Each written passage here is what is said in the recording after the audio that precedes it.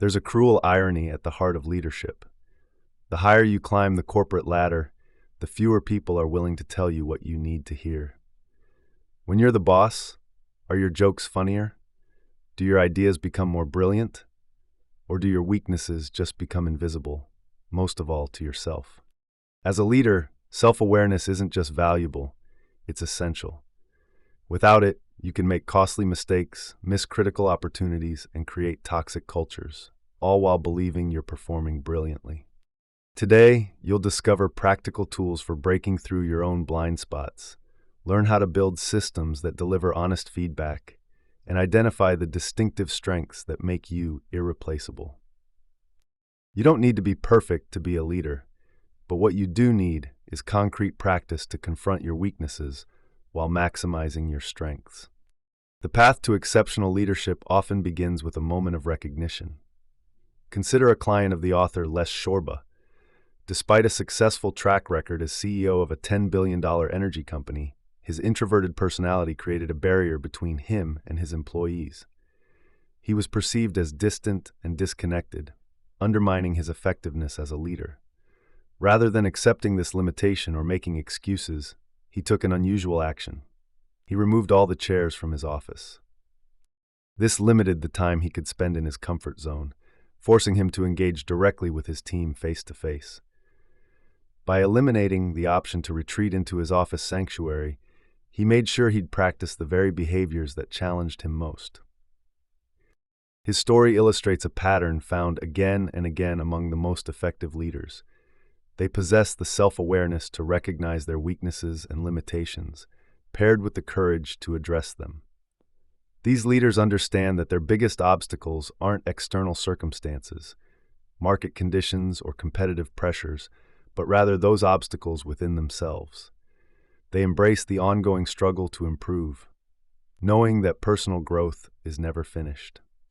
But working on yourself requires first seeing yourself. According to a Japanese saying, each person has three faces. The first is the face you show to the world, your public persona. The second is the private face you show to family and close friends. And the third is the one you hide even from yourself, those aspects of your personality and behavior that you deny and often refuse to examine. Inquiring into this hidden third face holds incredible potential for transformation, but it requires the courage to look inward and see what's really there, rather than what you wish there was. Failing to engage in honest self-examination creates barriers that hold back both leaders and those they lead. One executive learned this during his evaluation for a CEO position. When colleagues provided feedback that he was controlling, he spent an entire hour arguing with them about their assessment. This defensive response revealed exactly the controlling behavior they'd identified, and he was passed over for the role. The lesson is clear. You can only manage those aspects of yourself that you actually see and acknowledge. Whatever you don't see, your blind spots, are destined to shape your future in ways you can't control. So what do you, your last boss, and your car have in common? You've got it. You all have blind spots. Leadership blind spots are areas where leaders fail to recognize problems, whether within themselves, their teams, or their organizations. Like the blind spots in automobiles that cause countless accidents when drivers change lanes without checking their mirrors, leadership blind spots create dangerous zones of invisibility that can lead to devastating consequences. Blind spots become particularly problematic as you ascend the organizational hierarchy. When you're not the boss, you have multiple sources of corrective feedback. Colleagues and superiors can challenge you. But once you reach the top, the number of people willing to confront you about what you're missing becomes smaller and smaller. The higher you go, the more isolated you become from honest feedback, even as the potential consequences of your blind spots grow more severe. Why is that? It's because leaders' blind spots don't stay contained at the executive level. Instead, they cascade throughout the entire organization, creating systemic flaws that can compromise decision-making, culture, and performance across all levels. A leader who can't see results in an organization that can't act. The collapse of Lehman Brothers provides a stark illustration. Richard Fuld, the firm's chairman and CEO, began receiving warnings about major threats to the real estate market as early as 2005. Despite them, he continued pushing risky mortgage-backed securities, convinced that his strategy would prevail. Fuld had multiple opportunities to course correct. Credible experts repeatedly approached him independently with data and analysis about the dangers of Lehman's mortgage strategy. But none of them succeeded in convincing Fuld to re-examine his fundamental assumptions. He felt his judgment was superior. Even after Lehman's collapse triggered global financial devastation, Fuld demonstrated continued lack of self-awareness by insisting he wouldn't have changed much, blaming external factors for the firm's demise. This response reveals perhaps the most dangerous aspect of leadership blind spots. They can persist even in the face of overwhelming evidence, making leaders unable to learn from their most costly mistakes and leaving them vulnerable to repeating similar errors in the future. Self-awareness is one of the most fundamental leadership competencies. So how can you develop it? Let's look at 3 approaches. The first is to deliberately seek structured external feedback, to gather data from those who observe your leadership in action. A 360-degree review is a comprehensive assessment where feedback is collected from supervisors, peers, and direct reports across multiple dimensions. Unlike casual feedback, these structured assessments use standardized tools that measure a range of specific competencies and areas for growth. Sarah, a VP, believed that her direct communication style was efficient and clear. But her 360-degree review revealed that, while peers appreciated her clarity, direct reports experienced her approach as dismissive and intimidating.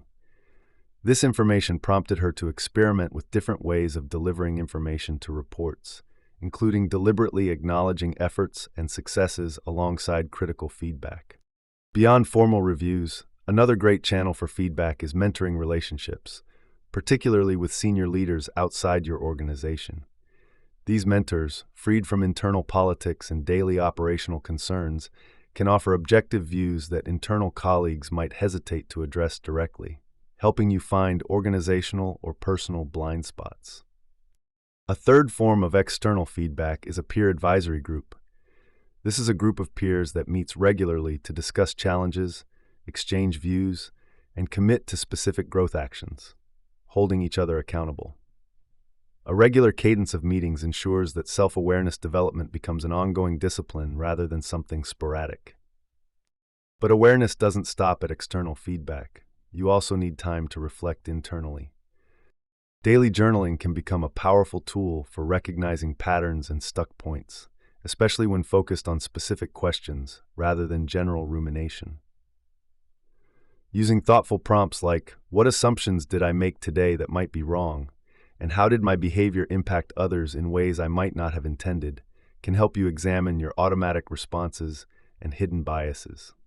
Another form of internal reflection is a weekly decision review. Here, you create space for yourself to analyze significant interactions and choices you've made. By using this kind of self-reflection, Marcus, a department head, discovered that his tendency to immediately problem-solve when team members raised concerns was holding him back from truly understanding their perspectives. This insight led him to adopt a listen-first approach that dramatically improved team trust. Finally, mindfulness practices can add real-time awareness to these retrospective techniques. By developing the capacity to notice emotional reactions and thought patterns as they arise in real time, you can make more conscious choices in the moment, rather than simply analyzing them after the fact. These 3 approaches, structured external feedback, internal reflection, and mindfulness practice, complement each other. External feedback reveals what others can see. Internal reflection helps you understand why patterns exist and how to change them, and mindfulness creates space to make better decisions. Together, they can transform your growth as a leader from a matter of chance to a conscious, deliberate practice. Marcus thought he'd covered all the bases when he announced his company's new remote work policy. His team had spent weeks crafting what seemed like a comprehensive plan. Then the implementation began, and the complaints started flooding in. IT support gaps, communication breakdowns, and manager confusion about expectations. What happened? The team had planned for success, but never seriously considered what might go wrong. This scenario illustrates a common leadership blind spot, the tendency to focus on intended outcomes while failing to anticipate unintended consequences. Advanced self-awareness requires you to identify and challenge the fundamental assumptions you hold. Scenario planning represents one powerful tool for this. Rather than defaulting to optimistic projections, systematically explore all potential outcomes, including those that feel uncomfortable to consider. The point is to reveal underlying assumptions and biases that often remain hidden in conventional planning processes. When you ask yourself, "What if my key assumptions prove wrong?" you begin to see the blind spots before they create problems. Perspective-taking exercises require you to step into the shoes of different stakeholders, not just intellectually understanding their concerns, but genuinely attempting to experience situations from their viewpoint. This might involve asking, how would this decision feel to a new employee versus a 20-year veteran? Or what would this change look like from our customer's perspective versus that of our shareholders? The discipline of systematically considering multiple viewpoints reveals assumptions that leaders often take for granted. Developing awareness doesn't stop with you. It can be developed throughout the whole culture of your organization, creating an environment that facilitates self-awareness among everyone. Begin by modeling vulnerability, openly discussing personal development goals and areas for improvement with your team. When you acknowledge your growth edges publicly, you signal that development is an ongoing process rather than a destination, creating permission for others to do the same. Creating psychological safety amplifies this effect by ensuring that honest feedback flows freely without fear of retaliation. Teams begin offering more candid observations about leadership effectiveness when they trust that truth-telling will be rewarded rather than punished. This requires you to respond to difficult feedback with curiosity rather than defensiveness, demonstrating through your reactions that intellectual honesty is valued above any one person's ego. It's important to implement systems that reward learning from mistakes rather than punishing failure. After-action reviews should become regular practice. Teams systematically examine what worked, what didn't, and what they learned regardless of whether outcomes were positive or negative. These sessions help to normalize a mindset of continuous improvement. Integrating leadership practices with cultural development creates a reinforcing cycle. Leaders model the intellectual humility that psychological safety requires, while organizations reward learning and honesty to provide an environment where self-awareness can manifest. Together, they create organizations that are more self-aware and more adaptive and resilient in the face of complexity and change. When Steve Jobs returned to Apple in 1997, he transformed the company through his unique gift, visionary product design and relentless perfectionism. His superpower lay in imagining products that didn't yet exist. When Tim Cook succeeded him as CEO, he brought a completely different set of abilities centered on operational excellence and supply chain mastery. Where Jobs was the brilliant disruptor, Cook became the masterful optimizer. Every leader possesses a unique set of talents that represents their distinctive contribution to the world. As Csorba puts it, their superpower. Your goal in your professional development should be to discover your superpower and then learn to deploy it to its greatest effect. Self-awareness thus serves two purposes in leadership development, revealing limiting blind spots along with the combination of strengths that define you at your peak performance. There are many kinds of leadership superpowers. Some leaders demonstrate exceptional empathy and emotional intelligence, a great capacity to understand and connect with others. Others excel at crisis management and composure, maintaining a bedrock of calm and decisive judgment during chaotic situations. Some leaders excel at quickly learning and processing information. They can hoover up knowledge across multiple domains and quickly synthesize it, providing opportunities that others miss. Still others have a gift of discernment, allowing them to detect the truth and separate good information from illusions and misrepresentations. The first step in developing your superpower is recognizing it. You can identify your natural capabilities through objective assessment tools, including direct feedback from colleagues and mentors. Many leaders underestimate their most valuable abilities precisely because these talents feel effortless and natural to them. Once identified, develop your superpower through ongoing deliberate practice. This takes focus. Take the time to delegate routine tasks so you can leverage your strengths, freeing up mental and emotional energy for your highest value contributions. To fully unleash your superpower, identify and remove anything that prevents you from using it. This might mean restructuring meeting schedules to preserve your creative thinking time, or hiring complementary team members to handle areas which you're weak in.